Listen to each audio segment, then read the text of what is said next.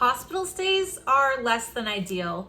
I honestly don't know anyone who enjoys staying in the hospital for extended periods of time.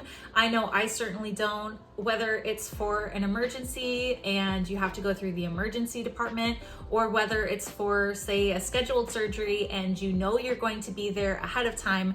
There's really not much to look forward to. It's not fun. The food's not the best. You know, I happen to like hospital food, but it's not my favorite thing. I don't want to eat it day after day for every meal. It's really noisy. There's always alerts and beeping and chirping sounds coming from machines. You don't really get any rest because whether it's day or night, people are coming in and out of your room to take vitals or blood samples. I mean, come on, who even really likes it? Then when you take it up a notch, you have psychiatric hospitalizations, which entail everything I've just mentioned, as well as lockdown, restrictions like not being able to have certain clothes or certain items. They can involve forced treatment like restraints, seclusion, and forced medication. Usually these are people having the worst days of their lives, people at their psychological lowest who are in psychiatric crises and emergencies, and it takes an emotional toll. It is emotionally taxing, but at the same time, it can be a healing experience. It can be beneficial to a person's mental health. So whether you are a person with a loved one in the hospital and you want to know more about what they're going through, or you yourself have been in the hospital and can relate, or think you may end up in a hospital someday, this video is for you. So buckle up. This is Hospitalization 101.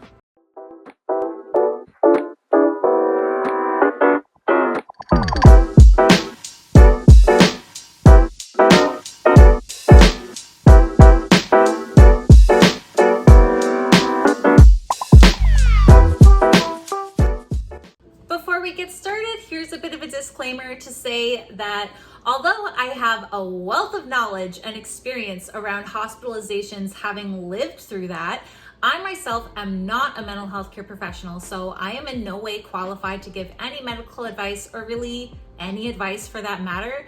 Who I am is a person with lived experience with multiple serious mental illnesses, and really I'm just here at the end of the day to share my experience with you and whatever insight I've gleaned along the way. Also, here's a trigger warning. Basically, what I will be talking about in this video is of a sensitive nature. I will be talking about themes that may be distressing to hear. So if at any point you feel uncomfortable or triggered at all by this video, you are more than welcome to leave. In this video specifically, I will be talking about suicidality. I will be talking about self-harm. I will be talking about forced treatment, which may be seclusion, restraint, or forced medication. So if any of that is not your cup of tea, you're more than welcome to leave the video. And finally, I'm just gonna plug my merch store. I recently started selling clothes online. So I have a merch store now. There's a link to it in the description box, as well as an ad below the video. I've designed all sorts of fun stuff for this store that I've created, and it would mean the world to me if you would check it out. Go find your favorite design and buy some swag while you're there. I would appreciate it. Moving on. First and foremost, I want people to take away from this video what I consider to be the aim of a hospitalization, which is stability. People who are coming into a psychiatric hospitalization, whether it's a hospital itself or a psych unit, are unstable. Why else would they be there? If they were psychiatrically well, they wouldn't need that kind of support. So the aim of a hospitalization is to stabilize the person, the patient, whether it's your loved one or you yourself. And they do this through many methods. They do it through medication, they do it through group therapy. It really depends on the place, because some places don't have the kind of amenities others may have. Some don't have the funding to allow certain groups or classes, but that's what they're looking for at the aim. The end of the day, the aim is to stabilize the patient. Now, I've never been through the full breadth of hospitalizations, so I can't say for sure what they're all like, but I can share my own experience from having had 12. So I've had an even dozen. I've had a dozen hospitalizations, and let's keep it at that. Let's start with the process of getting hospitalized, because there are multiple ways you can go about getting into a hospital. and none of them are the right or wrong way. I prefer to go one route rather than the other because I've gone multiple routes, and ultimately, no matter which route you take to get into a hospital, it is a long, arduous process. It takes many, many hours and a hell of a lot of paperwork. Basically, the two ways I've gone about it is I have gone through the emergency department. My first hospitalization was for a failed suicide attempt. I'm not gonna say unaliving in this video because that's like so confusing to me, because I had a suicide attempt and that's what I lived through, so that's what I call it. So my suicide attempt happened when I was 17, and I woke up from a blackout in the ICU to find out that I was going to be put into a ambulance and taken to a youth hospital. So that's how I got in there. I didn't even try. I mean, well, I tried one thing and it didn't work out, so I ended up in that situation. Since then, most of my attempts at getting into the hospital have been through the emergency department because I found that that was an effective way to go. I would go to the hospital, I would talk to a social worker. They would generally put me in a back room with like very few things, like just a bed and a TV, and I would wait for hours and hours and hours. And this is because psychiatric patients are a low priority. They're very low on the triage compared to other emergencies. So psychiatric patients tend to have to wait a lot longer, and they generally need supervision because a lot of them, like myself, are coming in for suicidality. So I had like a person sitting on a chair watching me, and the social worker would come by once in a while, and once I'd waited like 9 hours, I would make it onto the unit. The other way I've gone about it, which I've since found out, is that you can actually go directly to a psych hospital. So all of those ER trips got me into a psych unit at the hospital that I went to. But there's actually a psych hospital. It's a behavioral health hospital that I found farther away that I prefer. It's my favorite. And so that's where I prefer to go now. So whenever I've been in a psychiatric emergency and I've had the volition to know what I wanted and what I needed and was able to say, this is where I'm going, I've been able to choose that hospital. So I go directly to the hospital, and I again wait like 9 hecking hours because it is a long process with a lot of paperwork, and then I eventually get admitted onto the unit. Now, this is different than involuntary hospitalizations because that was a choice that I made. I made the choice to go to that hospital. I chose my care. And likewise, I chose to go to an emergency department when I needed help, when I recognized that I might not live until the next day. But I've also been on the receiving end of involuntary hospitalizations where I didn't know I was going to be admitted. It happened spur of the moment, and I wound up there against my will. Involuntary hospitalizations, at least in America, can be difficult to attain. I ultimately had my mom go to the police, and she had to say that I was a threat to myself and others, basically, like I was at risk of harming myself or others. And those are the magic words. If you want to be involuntarily hospitalized, that's what she was kind of instructed to say, because they are looking for that level of dire situation, right? They're only going to involuntarily hospitalize you if you are at great risk. So that's not a lighthearted kind of way to go. That's a very serious method. Unfortunately, for a lot of people who do have schizophrenia or schizoaffective disorder or any psychotic episodes, it's kind of a common way to go. But that's usually because people in that state don't have awareness of their mental state, and so they can't make that decision for themselves. That decision has to be made by their loved ones. Now, once you get past the initial process of making it into the hospital, there's the rest of the admission that happens once you're on the unit. So hospitals themselves are made up of multiple units, and a psych ward may just be one unit inside of a hospital treating other people. And regardless of how you get there, regardless of what facility you end up in, there's kind of a universal process of filling out so much paperwork and then a very uncomfortable procedure called a skin check, which is where basically two nurses would check your body. You'd have to take off all of your clothes. I've had it before where I'd wear a gown, but they'd like look around the gown. And they're basically looking for any markings of self-harm. They're looking for tattoos or identifiable features. It's kind of funny because they fill out this little like blank gingerbread man shaped human, and they put all of my piercings and tattoos, and it ends up looking like this checkered mess. I find it hilarious, but unfortunately they do also mark down all of my self-harm scars, and that looks like a map. The skin check tends to be the final stage in being admitted, and at this point you've been basically going through the process for hours. The longest it took for me to get admitted was 17 hours. That was unusual. They're usually not that long. I think the norm would be 6 to 9 hours for me. And you usually just want to sleep. I mean, I've cried my eyes out all day. I've had to give every single detail of the worst things that have ever happened to me because they want to know my family history. They want to know my personal story of whatever relationships I've been in that have been abusive or any sexual abuse. They want to know all of your traumas. They want to know so much deep, intimate details about you that by the time it's over, I just want to go to bed. I don't really feel like meeting anyone. I might come out for snack time, but the process itself is so draining. It is so incredibly draining, and I'm already in a bad mental state, so I pretty much go and rest. Hi, Carolyn from the future here. I just wanted to include something that I left out, which I feel is very important, and that is restrictions.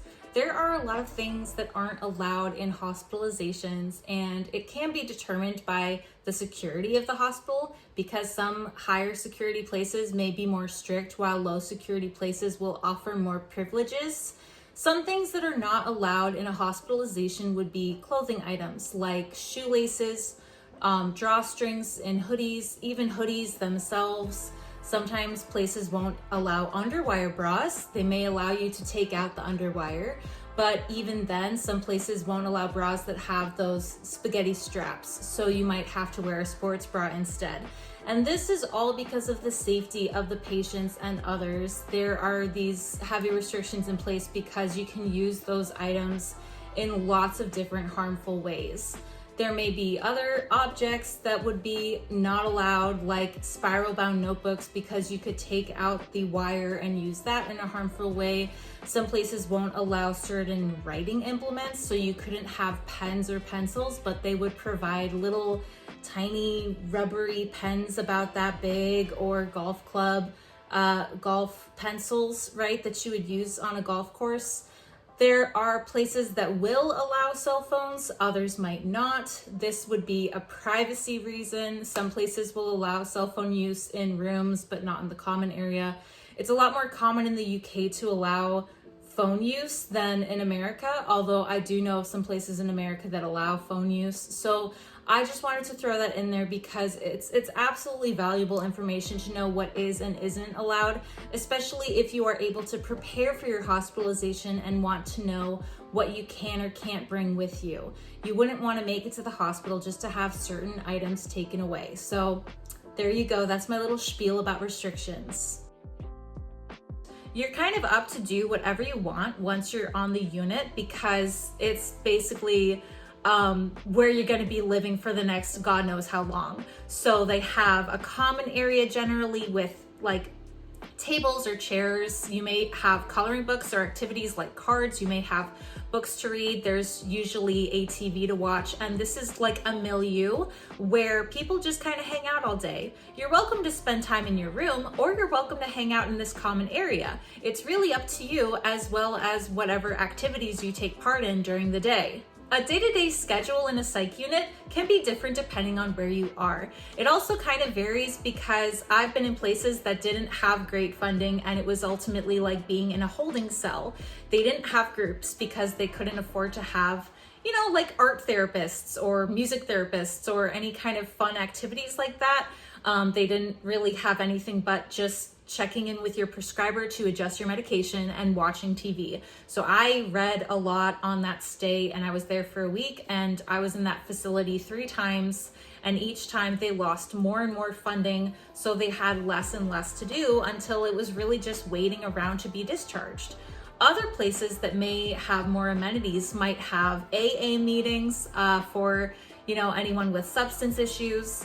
I've had places that had music therapy and art therapy. I've been to some places that had physical therapy actually, and they would teach yoga classes or would do light stretching in the mornings. Some places will have mindfulness, cognitive behavioral therapy, dialectical behavioral therapy, and what I love about those classes is that I actually end up getting cool handouts that I would take home with me, and I would use them outside of the hospital. You can get a lot out of those groups. The groups tend to be optional, and they're scattered throughout the day. And one thing that I liked about it being optional is that I could sleep through a lot of them. There is, however, a fine line between choosing not to go to group and isolating, and ultimately how you interact in the unit will kind of determine how quickly you get out. Because for patients who are very involved, who take part in the activities and are engaged, they usually have shorter stays than people who isolate. The prognosis is different across the board. Some people are dealing with more intense issues than others. Some people may only be there for 3 days, which tends to be about the minimum. Some people may be there for months. My longest stay was a month, and to some people that may seem like a really long time. To other people, that may seem like just the start. I have a friend who's been in the state hospital for a really long time now. I think she's been there almost 3 years. I have been getting updates for like a year that she's gonna be released, and then her condition ebbs and flows. So it depends on your condition, and again, this is all surrounding your stability. So a person who reacts well to medication and stabilizes is more likely to have a shorter stay than someone who is reluctant to the treatment, not willing to engage, and just sort of isolating in their room. Now, as I said, a huge part of stabilization is medication, and I tend to think of hospital stays as my emergency medication update, because when I'm going to a hospitalization, it's usually because I need a medication overhaul. I've had situations where I've either been under-medicated and gone into psychosis, or over-medicated and gone into psychosis, and left those prescribers because they were super dangerous to me, gotten it adjusted correctly at the hospital, and then gone home to find a new prescriber. So for me, it is a great place to go to get recalibrated, or if you've never been medicated, it's a great place to go to be properly medicated. And not only that, a lot of people do get diagnoses in the hospital. This is, for a lot of people, their first introduction to mental disorders, and they will be learning a lot about themselves, finding out what they have. And I know I've been diagnosed outside of a hospital setting, but the heavy hitter diagnoses that I've had of PTSD and schizoaffective were in hospital settings. Now, we're going to talk about a little more of an uncomfy subject, and that is forced treatment. Forced treatment is basically a way of de-escalating an erratic patient. People who may become volatile or violent might have difficulty calming down, and this would be a last resort method for calming them down. It can be traumatizing for a lot of people. It's very controversial. I've been on the receiving end of it before. I've been forcibly medicated, and I've been in seclusion. 3 methods of forced treatment are seclusion, restraints, and forced medication. And I'm sure there may be others that I'm not aware of, but these are the ones that I've at least seen in practice in my hospitalizations. Forced medication would be a shot, and the shot tends to be Haldol, and it's like a sedative to the person who's irate. So I've had Haldol, it was shot into my butt, and it did a great job of just like knocking me out. And it was very effective very quickly. Not a fan, but it was necessary at the time, and I don't really have any ill feelings about it. You know, I know that at the time that was necessary for me. And while I don't agree with that method, I think there are better ways of de-escalation. I do understand that a lot of places don't teach de-escalation techniques, and this is what they're trained and they know how to do. So, well, yeah, I would have preferred not to have gone through that, but did I need it? Kinda, yeah.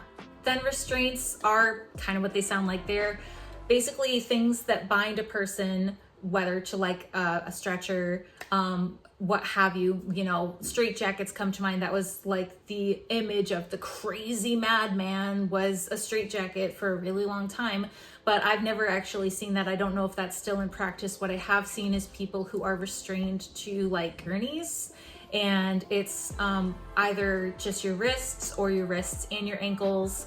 And they're usually like cloth bindings so that you're not hurting yourself. However, they can still cause a little bit of harm. So not ideal. Again, not my favorite solution, but for people who may be swinging violently, or in my case, ripping out their hair, this would be a way of protecting themselves and others. And finally, seclusion, which is basically taking a person away from the group setting and putting them in a room by themselves so that they can calm down.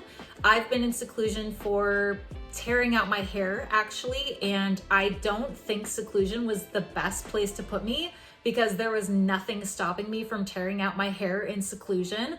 But being alone by myself in that room did help me, because the heightened environment of having a lot of people around me, and some of these people were egging me on, was not conducive to my health. And so the seclusion for me was kind of like a nap time. There was just a mat on the ground, nothing else. And I sort of napped until they let me out. I also did that so that they would let me out, because I recognized that it sucked to be locked in a room by myself, and I would rather be out of there. And the only way out of there was to act calm. So, I mean, it's like a little bit of a manipulation tactic on my end, but it worked. I mean, it got me out of there. So I did calm down, whether they meant to make me calm down or not. Now, what a person gets out of a hospitalization could be helpful, or it could be harmful, or it could be completely neutral. It really depends on the person and their stay. I've definitely had hospital stays that were harmful. I've had one that was incredibly traumatic that still affects me to this day, and it was like 9 years ago. I've also had hospital stays that were really helpful, that I got a lot out of, where I made connections with people that stayed my friends outside of the hospital, where I've gotten the help I needed and the language I needed to understand a new diagnosis, and I've been able to get properly medicated for the first time. I've had experiences where it wasn't really helpful, it wasn't really harmful. I just kind of like hung out there for a week until I was able to go home and not have to sit on my hands to keep from hurting myself. Ultimately, it is definitely an individualized experience, and not everyone gets the help they need from hospitals. But I know for me personally, I wouldn't be alive without my hospitalizations. I wouldn't be okay. I would either be dead from a suicide attempt, covered in a hell of a lot more scars from my self-harm, or psychotic still. And I've needed the hospital. Yes, I've had terrible experiences in the hospital. Yes, I've had forced treatment, and I've actually had to be discharged early due to the bullying of other patients. I mean, goddamn, I'm going there to be safe and I'm just getting harmed by other people. Hello. But they've been life-saving for me, even the involuntary hospitalizations. Part of what's made them so effective is the follow-through after the hospitalization, after I've been discharged and released back into my normal life. Some places are really great about aftercare, and some people don't really offer it. I've had places that the aftercare was pretty minimal. It was just to follow through on going to an appointment with a prescriber and with a counselor after being discharged. I've also been to a place that did keep in contact with me. So once a month for about 3 months after I was discharged, they would call just to have a quick conversation and see that I was okay. And then some places actually take it a step up and they offer IOP and OP, which would be intensive outpatient and outpatient. These are basically therapy courses, I would say. They're kind of like classes where you would either Zoom in or go in person 2 or 3 times a week for IOP to have a class. Maybe it's like a 2-hour thing. Don't really remember. I just remember that it was intensive because I had to do that for like 6 weeks, I think, like 6 weeks of going in 3 times a week back to the hospital to a room outside of the unit to sit with other people who'd been discharged around the same time as me, and we would go through these lessons. Then outpatient would be like less intensive. It would be once a week for less time or so, and you would kind of taper out of the hospital. That way you would have the inpatient, the IOP, the OP, and then go on with your life. So yeah, hospitalizations are varied experiences. No one hospitalization is the same as another. No hospitals or units are the same as another. It's an entirely different experience every time. I never know what I'm getting into when I go into a hospitalization. I never know what kind of people I'm gonna meet, what kind of care I'm gonna get. And you know, what I like to tell people more than anything is you get out of it what you put into it. If you go into a hospitalization willing to do the therapy and on your best behavior, I guess I would say, you're more likely to get a positive experience. But if you go in thinking it's going to suck and having a bad attitude and being defiant and refusing your meds and whatnot, you probably aren't going to have a good time at all. You probably will have a much different perspective. So if you're willing, if you are open to it, make the most of it. I enjoyed the groups. I think that's a great way of getting the most out of your time there. Hospitals are very boring. You pretty much sit around all day for like weeks or months. So, you know, if you have the opportunity to make the most out of it, try to do that. Try to engage, try to make friends. It's not a fun experience, so if you can find any fun in it, kudos to you. I would probably try to look for that. Anyway, that's all I have for today, so thank you so much for watching this video. I truly appreciate it. Today's video was a topic suggested by Halen Neela. Thanks so much for the awesome suggestion. I really enjoyed making this video for you, and I hope you like it too. If any of you out there would like me to talk about a future subject and you have a topic in mind, you can let me know your suggestion in the comments below, or just let me know what you thought of this video and if you can relate. As always, please like, comment, and subscribe to support my growing channel. And if you're interested in more of my content, I put out videos every Thursday/Friday, so there's plenty more coming soon. And I'll see you all in the next one. Thanks. Bye.